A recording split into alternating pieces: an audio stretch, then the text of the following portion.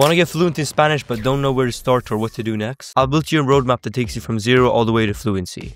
Podré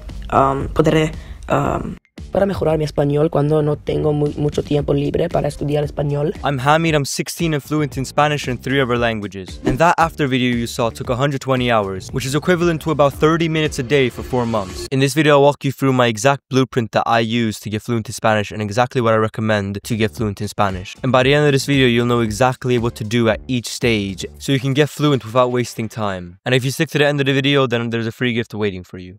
So before I show you the roadmap and give you every single step, I want to first define fluency, since of course that's very relevant to this roadmap. But also set your expectations, because this is just a roadmap. What it's not is an explanation. So I'm not going to explain why this roadmap works very well, but I'm going to go through the steps. Now usually fluency is defined as being fluent, and being fluent is defined as being able to speak effortlessly and articulately. But this is probably not relevant to your goal of fluency, because most people have the goal of effective communication with natives. And so being able to speak very quickly doesn't necessitate that. It doesn't necessarily entail that if you can speak very quickly and you can blurt out a bunch of words, that means that you can communicate effectively. And so speed doesn't actually define fluency. And so if it doesn't, then what does? In my opinion, the best way to define fluency is to separate it into 2 categories to please both groups of people. The first is conversational fluency and the second is native level fluency. Conversational fluency is when you're able to have a conversation in Spanish where both parties understand each other to the point where they can have a conversation. By definition, there has to be flow or fluidity, because fluidity and flow are words that are related to fluency, right? In the word itself, fluidity, fluid, flow, they're all related to fluency or fluent. And so the flow in this context is in the conversation, not necessarily only in your speech. I give the example of Harry Styles, who is like a pop singer, who in interviews doesn't really speak that quickly and doesn't really have much flow necessarily, but rather the flow is in the interview itself. It's where the interviewer asks a question and then Harry Styles gives a response, and then because there is back and forth, which is what a conversation is, he is fluent, okay? Or both parties are fluent, you could say. And so even though his answers are very slow, that doesn't mean he's not fluent. And so comparatively, native level fluency is when you're indistinguishable from a native. This roadmap is specifically for conversational fluency. And so to show you why this matters, it's because of what I call the effort discrepancy. So the effort discrepancy shows the difference between the amount of effort and the amount of results that you get comparing conversational fluency and native level fluency. So conversational fluency takes way less time and effort, and you get most of the results from that. And so to put this into perspective, it took me 120 hours of studying spread across 5 to 6 months. Whereas native level fluency is something I'm still working on. And so the difference between the results from conversational fluency and native level fluency is kind of negligible, especially for our type of use of the language, right? Like you and me, we don't live in a Spanish-speaking country, so sounding like a native doesn't actually benefit us that much. Whereas conversational fluency gives us all of the benefits, essentially, because all we really want to do is communicate with natives. And so this block of time and effort is what matters, and it's how people get fluent in a few months rather than a few years. We're referring to conversational fluency. And so putting fluency into a formula or an equation, which is what this entire roadmap is based on, is this, okay? It's speaking multiplied by understanding, which equals fluency. And the reason why is because a conversation by definition is I'm speaking and you're understanding me, and then we switch. You're speaking and I'm understanding you. So the only 2 skills that are required are those 2. And moreover, we're referring to conversations within real Spanish. And what that means is we want to communicate with natives, right? Natives don't speak the slow version of Spanish. They speak the fast version of Spanish, which means if we want real Spanish fluency, aka understanding real Spanish when it's spoken very quickly, we also want to be speaking and understanding that as well. And so going deeper into it, which is where we find our first step, is trying to define Spanish. What is Spanish? Spanish can be simplified into grammar multiplied by vocabulary. Essentially, what are the words, which is what vocabulary is, and then how are the words used and how are they sort of bent in different contexts. And that's what grammar is. You can think of grammar as like the logic of language. You can think of vocabulary as like the building blocks of the language, right? You need the blocks and you need the logic of how it's going to be built in order to create the sentence, which is what we're trying to do. And so in order to implement the fluency equation, that leads me to our first step, the first step in this roadmap is grammar, and specifically through a framework I call the 3 Ws. Now, I know a lot of people just got really scared when they heard grammar as the first step, but the way we're going to be implementing grammar through the 3 Ws will completely change this, so just hear me out. When we look at the fluency equation, what you'll notice is the fluency equation is just things that we should do, and we know that we want to do Spanish, right? We want to speak Spanish and understand it. So if we look at Spanish itself, we know that there are two parts. It's the grammar and it's the vocabulary. So really, we basically either start with vocabulary or grammar. So most people find grammar extremely hard and excruciating, which might have been the reason for your worry when you heard that grammar is the first step. But the reason why is because they don't do this. In any Spanish sentence, we want to understand that there are actually two parts to every Spanish sentence, which we already went through. There's what the words are and then where the words are placed. And by definition, actually, these are the only two parts, okay? Because technically, every conjugation of every verb is technically its own word. And so, technically, every single conjugation of every verb counts as vocabulary. And so, any Spanish sentence really only has two parts. What are the words? And then, where are those words placed? What is the order of those words? Most people memorize the what and the where, and that's why it doesn't make sense. And that's the issue there. If you think, for example, ¿Cómo estás? Everyone knows the what and the where. But the reason why they struggle with grammar is because they don't understand the why, which is the third W. Technically, you only need two Ws because those are the only things that are definitionally required. But in order to fast track our Spanish, we want to understand the why. Think about why is it ¿Cómo estás? Why does me gusta mean I like instead of yo gusto? Like why? What is the reasoning there? What is the logic? And there are so many reasons to why this matters so much. But one of them is that when you understand why certain things happen, it makes more sense. And when it makes more sense, you remember it better. And fundamentally, this is why I was able to move on from the grammar step so early on. I was done with Spanish grammar after 30 hours of studying, basically. And I was actually done with it prior to the summer of 2022. And so the issue of memorization is that memorizing gives you pieces, understanding gives you the system to build with those pieces. You can think about memorization as words that are specifically required to memorize. There are certain things that are just required to be memorized, right? The word for door must be memorized, essentially. Now, there are some ways to avoid memorization for a lot of words, which is actually what the free gift at the end of this video will help with. But the difference is, once you see the rule, then you can apply it to 1,000 different ways. And that's the difference between learning without leverage and learning with leverage. And fundamentally, people who move faster don't literally move faster. It's just that every step they take is worth more. And what I mean by this is that it's reusable. So to explain why this is so much more advantageous, I'll simply give an analogy. A builder with a blueprint can design sturdy buildings again and again. Whereas a builder who just eyeballs it might get one right, but struggles to repeat that same success.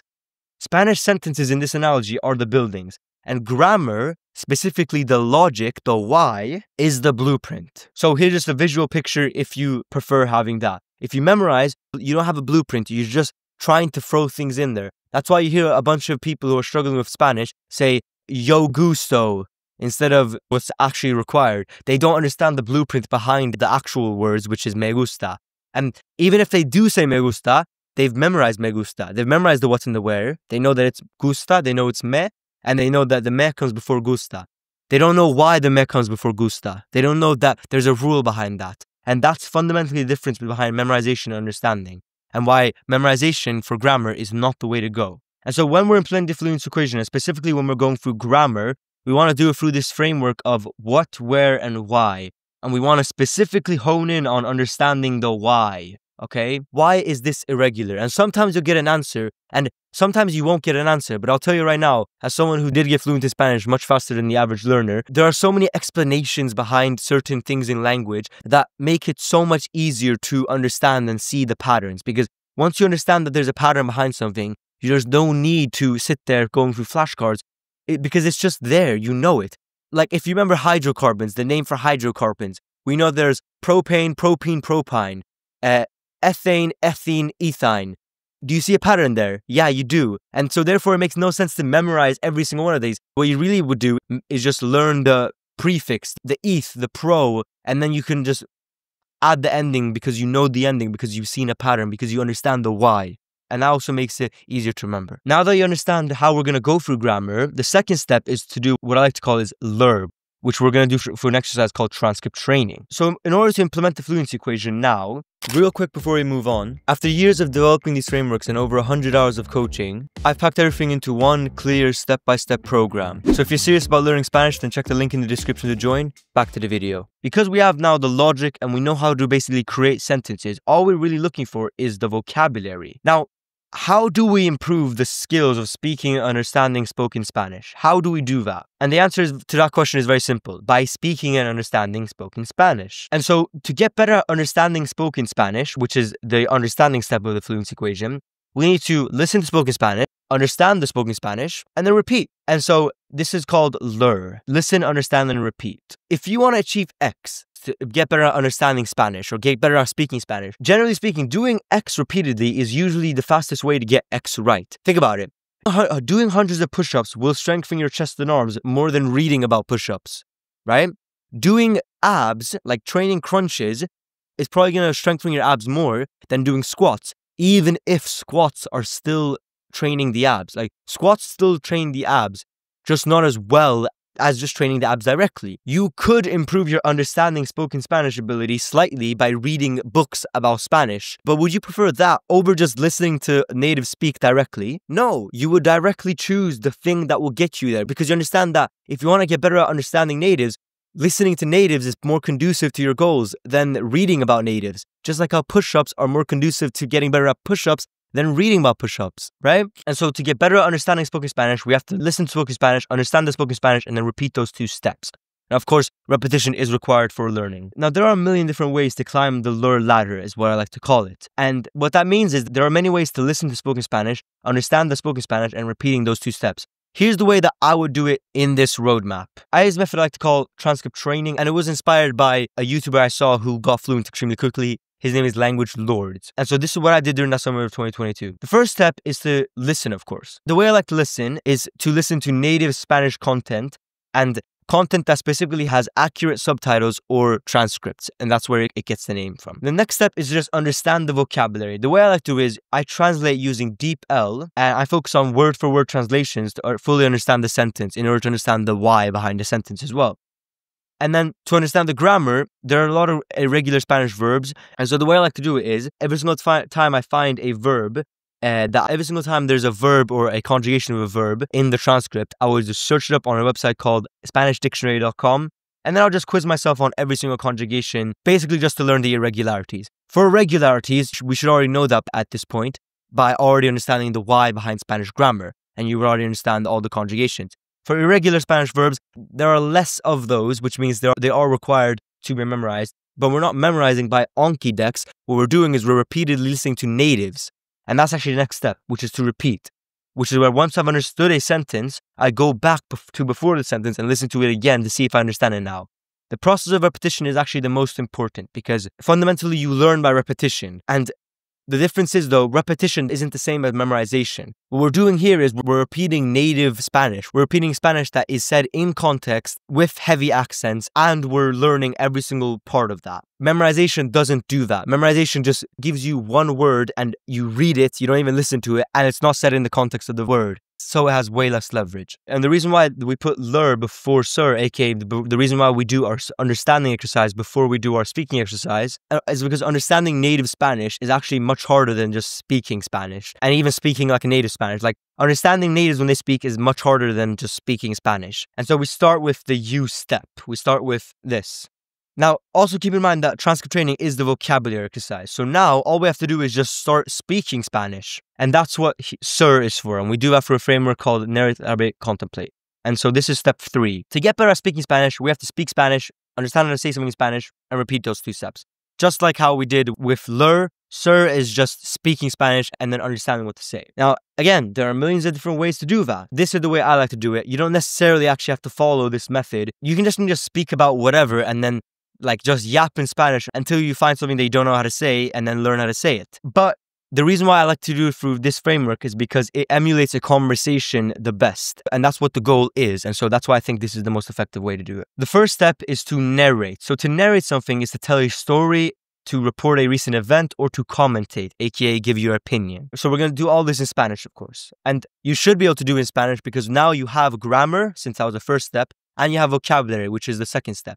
First step was grammar through the 3 W's. The second step was vocabulary through transcript training. Now we should be able to say basically any sentence in Spanish, but we're just going to be practicing our speaking abilities. So it starts off by narrating something. The next is to elaborate on the narration. So to elaborate is to give details. So give details on your story, report, or your opinion or commentary. Lastly is to contemplate. To contemplate is to question or to ask why. And so question your story, and that might be kind of hard. What I mean by that is its authenticity, its characters, its plot, that kind of stuff. You can question the report or recent event. This kind of also blends in, elaborate, right? Go deeper into it, right? Why did this happen in the recent event? Or you can question your own opinion or commentary. Contemplate on why you believe that, for example, oranges are disgusting, right? Or whatever it is, right? Question your opinion. So that's the S step, to speak. The next step is to understand how to say something. Now, in order to now understand how to say something you don't know how to say, we're just going to be doing the exact same thing as transcript training. Except that this time, we won't quiz ourselves on every verb, just because it's not necessary. You could do it if you want, but I find that transcript training is mostly for vocabulary. Narrative contemplate is just for practicing our sentences, and if something is incorrect, then we obviously want to find it out using DeepL. And then finally, we're going to go back to saying the thing that we now know how to say. And this time, we should be a lot more fluent in saying it because we know how to say it and we know the logic behind it.